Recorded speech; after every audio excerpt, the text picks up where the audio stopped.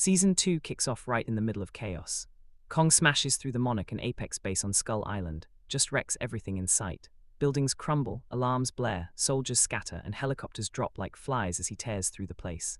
Kate, Kentaro, Keiko, Mei, and Hiroshi barely make it out alive, ducking into a Monarch chopper while Kong keeps rampaging, leaving destruction and bodies behind.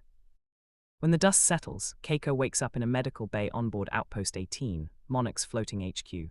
Deputy Director Natalia Verdugo quickly shuts down any talk of heading back to Skull Island. She says it's off limits after what Kong just did. Kate isn't having it, though. She can't stand the idea of leaving Lee Shaw behind, especially after he risked himself for everyone else. There's a flashback to the 1950s. Bill Randa, Keiko, and a young Lee Shaw arrive in Santa Soledad and bump into some shady townsfolk. They find a bizarre sea creature strung up in a bar.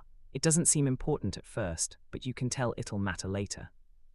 Back to the present, Kate decides she's done waiting for orders. She ropes Hiroshi into helping her steal a boat. They've got to get back to Skull Island before a huge storm rolls in and makes it impossible. Mei turns down a job offer from Apex and helps them create enough of a distraction for the group to slip away. Kate, Kentaro, Hiroshi, and Mei make it back to Skull Island, but Monarch is right behind them. The island isn't any less deadly. They're attacked by all kinds of monsters, an electric dragon bat and a massive, vicious weasel, for starters. Eventually, the team gets to the portal site. Monarch wants them to stop, but Kate ignores everyone's warnings. Keiko's, Hiroshi's, it doesn't matter.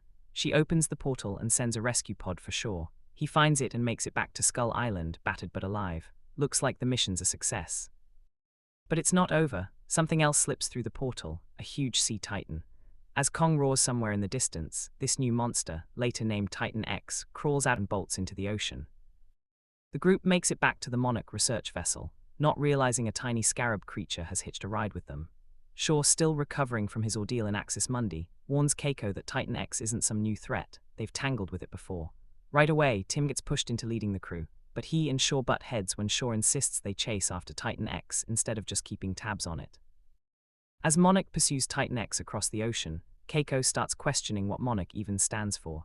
She opens up to Hiroshi, and the conversation gets pretty emotional. Kate, on the other hand, can't shake the guilt. She's convinced unleashing Titan X is all her fault for opening that portal in the first place. Things spiral fast when the scarab starts attacking the crew, leaving several dead before anyone knows what's happening. While the crew tries to get control of the situation, Titan X suddenly veers toward busy shipping lanes. Monarch tries to draw it away with a drone, but the plan falls flat.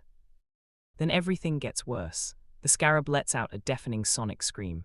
That scream calls out to Titan X, and the monster immediately turns around, beelining straight for Monarch's ship.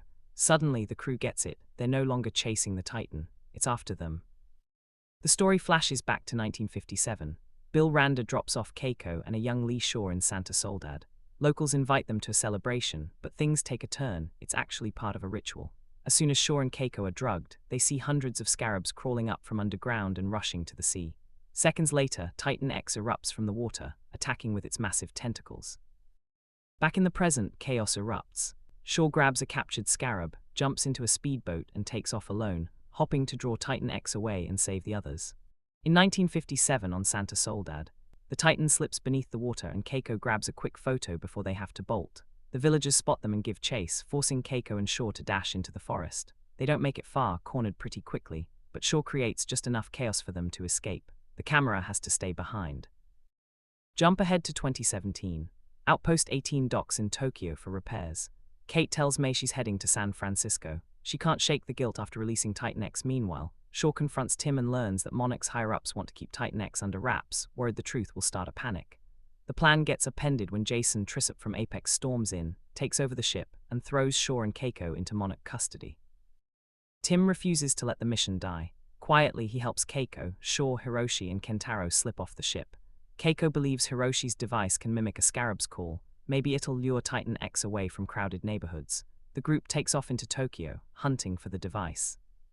Kate heads back to San Francisco to see her mom, while separately, Tim nudges Mei to accept Brenda's job offer, putting distance between her and the rest of the team. The search splits them up. Keiko and Shaw turn Hiroshi's office inside out, while Hiroshi and Kentaro scour the workshop. There, Keiko stumbles on a set of photos that reveal Hiroshi had two families. Shaw realizes and confirms. Kate and Kentaro have different mothers. Keiko's left reeling. The search falls flat. Apex already grabbed the prototype. Trying to get it back, they end up making a scene. News of the Titan spreads and panic slips beyond Monarch's reach. The show then flips back to 1957. Shaw and Keiko, still hiding, finally give in to their feelings. The moment doesn't last. By morning, Bill Randa finds Keiko. Before leaving, Keiko writes Shaw a letter, telling him she loves him but chooses to stay with Bill. Fast forward years later.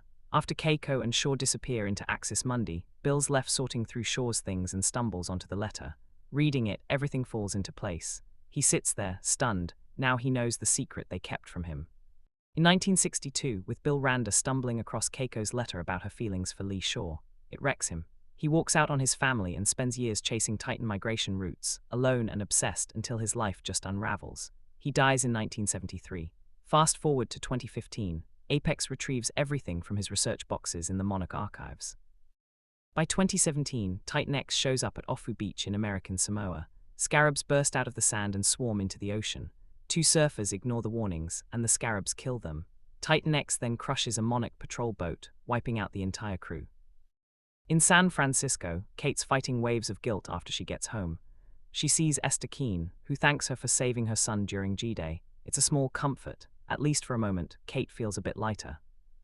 Meanwhile, Monarch picks up Titan X moving straight towards San Francisco. They crank up the alert level. It's chaos. On the other side of things, Shaw, Keiko, Hiroshi, Kentaro, and May head to Florida. They need to recover Hiroshi's prototype from an Apex facility. They pull off a well-planned infiltration. Fake identities, stolen credentials, and a staged radiation warning get them through the door. They aren't prepared for what they find. Apex has been studying captured Titans. Then Brenda drops a bomb. Apex is building a system to control Titans and Hiroshi's device. Apex already took it apart and used the tech. May decides to stay with Apex, thinking she can steer the project from inside. Shaw and Hiroshi keep digging and find Bill Randa's old archive. Turns out Apex has known Titan roots for years. Back at Outpost 18, Tim double-checks the data and realizes the Titan's signal is actually a whale. The whole thing was a fake-out. Apex fed Monarch bad intel to keep them busy while Apex moved forward. San Francisco, never actually in danger. Hiroshi finds Keiko's letter in Bill Randa's old boxes. As he reads, the truth about Keiko and Shaw hits him hard. In 1990, with Hiroshi singing Furusato to a young Kate over the phone while he waits at the hospital, he's called in to meet his second wife, Emiko, who's just had their son, Kentaro.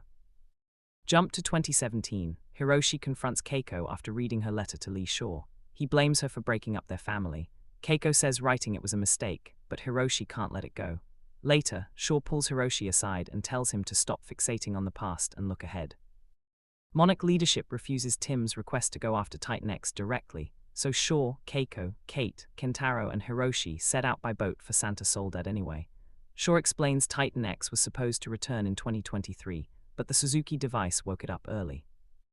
On the way, Kate admits she once heard an Odd Ocean song near the Golden Gate Bridge.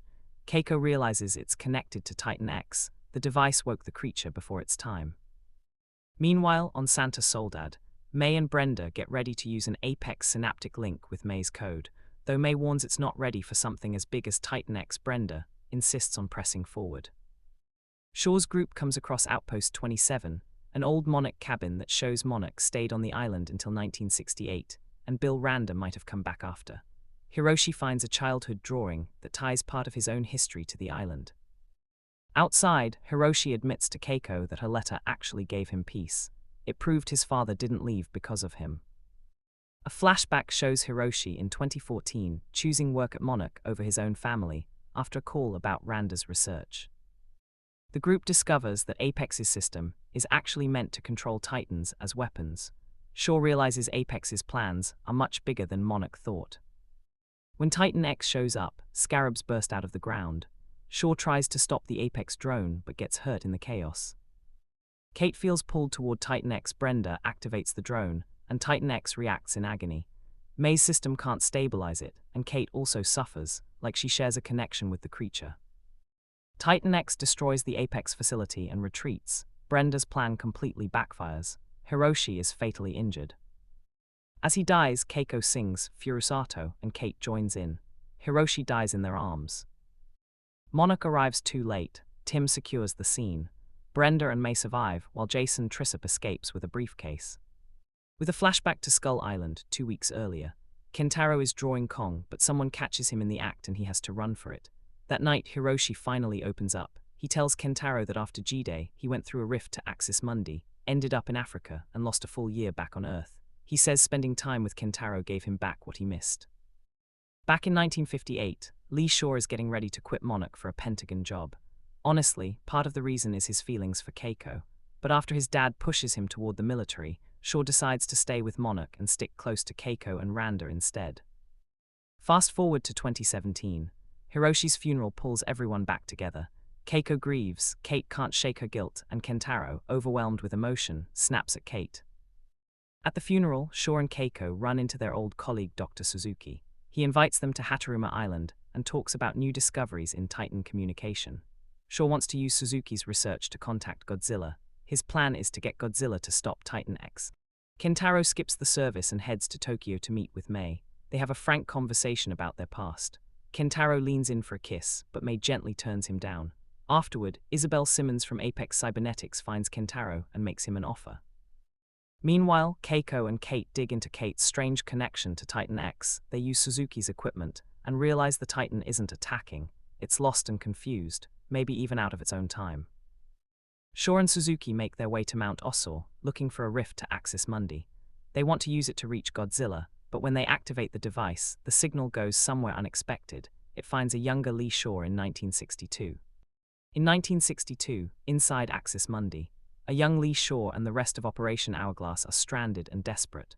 Shaw's barely holding it together until he catches a radio signal and begs for extraction. Flash forward to today. Dr. Suzuki figures out the signal reached back in time, straight to Operation Hourglass. Old Shaw puts the pieces together. He's actually talking to his younger self, so he pretends to be mission control to keep the link alive. He helps young Shaw build a tracker from whatever equipment survived the crash, telling him to strap it onto a Titan. Young Shaw plays along, but he starts to question who's really on the other end of the line. Things go sideways, an electrical storm hits, and monsters attack. As he runs for it, young Shaw stumbles onto Keiko's abandoned camp and calls out her name. Old Shaw gets what's happening right away. The timelines are bleeding into each other. Young Shaw wants to save Keiko, but Old Shaw warns him. If Keiko survives, Kate and Kentaro vanish from existence. He begs his younger self to walk away. Time bends right in front of them. Even with all this going on, young Shaw pulls it off. He gets the tracker onto Kokai and makes his escape. Somewhere else, Kate and Keiko check out a tiny village in Japan that connects to Bill Randa's old research. Kate feels Titan X's signal and realizes that this creature isn't out to destroy, it's just acting on instinct. Back in Tokyo, Kentaro runs into Isabel Simmons from Apex Cybernetics. She lays out Apex's big plan, using Axis Mundi's tech to rewrite history. Over at Monarch, May agrees to run tests on a fragment of Titan X, since it's linked to her neural implant. And then Monarch picks up Kokai's signal, heading toward Australia. The tracker that young Shaw placed back in 1962 is still working, proof that their actions in the past are rewriting the present. In the Australian desert, Lee Shaw stumbles on Titan X, who's busy regrowing a limb, while a swarm of scarabs heads for some buried structure nearby. Back at Monarch Outpost 18, Director Barris discovers Australia called for a nuclear strike on Titan X. He tries to talk them out of it, but too late. A missile's already on its way, set to hit in 3 hours. Just then, Keiko and Kate show up with a different idea. Instead of dragging Godzilla into the mess, Kate says they should try to communicate with Titan X. Barris is doubtful, but Tim manages to talk him around. On another front, May corners Kentaro about knowing Isabel Simmons. Kentaro claims Apex isn't a problem, but the truth is he hasn't cut ties. He's still working with her behind the scenes. As the crew heads out to the desert, a flock of birds takes out their helicopter. Meanwhile, Godzilla wakes up somewhere in the South Pacific and starts heading straight toward the action. Shaw finds the crash site and finally reconnects with Keiko. Kate approaches Titan X and figures out the truth. Titan X isn't on a rampage, she's guarding a nest with a single egg. The scarabs, it turns out, are part of the nest's ecosystem. Titan X is just being a mom. Kentaro, meanwhile, secretly tips off Isabel and Apex about the nest's location.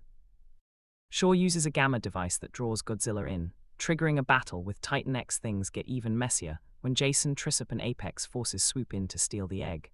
Godzilla blasts Tricep with his atomic breath and takes him out, but Apex gets away with the egg. Kate puts it together, Kentaro sold them out. He tries to justify it, saying Apex will use the egg for something better. With her baby gone, Titan X drops everything to chase after Apex's helicopter. After the chaos at Skull Island's edge, Titan X and the helicopter carrying her stolen egg hit the island's storm boundary, with Godzilla tailing them. Instead of attacking, Godzilla actually pushes Titan X back towards Skull Island, then slips away into the ocean. Keiko thinks he's trying to restore balance, getting Titan X toward Axis Mundi. Monarch finally lands on Skull Island. Tim, May, Shaw, and Keiko regroup. They need to find Kate and Kentaro, but the island's hidden rifts are calling too. Somewhere else, Kate and Kentaro end up at an abandoned Monarch site, where Isabel Simmons lays out her plan. She wants to use Titan X to find a stable rift to Axis Mundi, aiming to manipulate time itself. Isabel says it'll help humanity, but she's got Titan X chained up, sedated, and wired with neural tech meant to drive her into a frenzy to fight Kong. Kate's horrified, but Kentaro sides with Isabel. He can't shake the idea that Axis Mundi might bring Hiroshi back. Monarch doesn't have it easy in the jungle. A gigantic predator hits them from above, taking out some of the team and scattering the rest.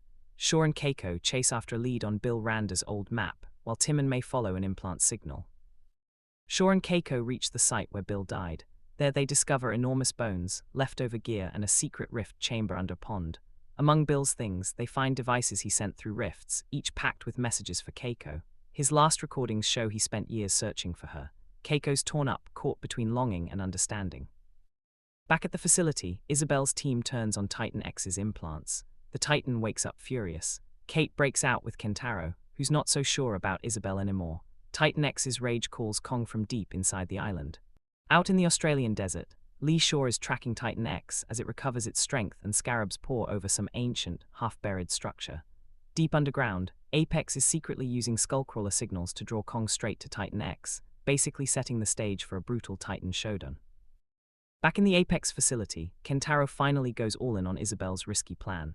Kate tries to talk him down, but he snaps. He's convinced their dad can come back if they can just control Titan X. Kate isn't having any of it, tells him he's lost it, and Kentaro has her locked up in a storage room. Kate doesn't sit still, though. She rigs up a small fire with whatever she can find, pops open an air vent, and crawls her way out into the chaos as everything outside falls apart. Elsewhere, Lee Shaw and Keiko link back up with Tim and May. The four of them hash out a last-ditch plan to steer Titan X into the rift at the heart of the island. In the middle of all this, Keiko lets slip that Kate can actually make sense of Titan X's signals. Suddenly, the past crashes into the present. Shaw comes clean.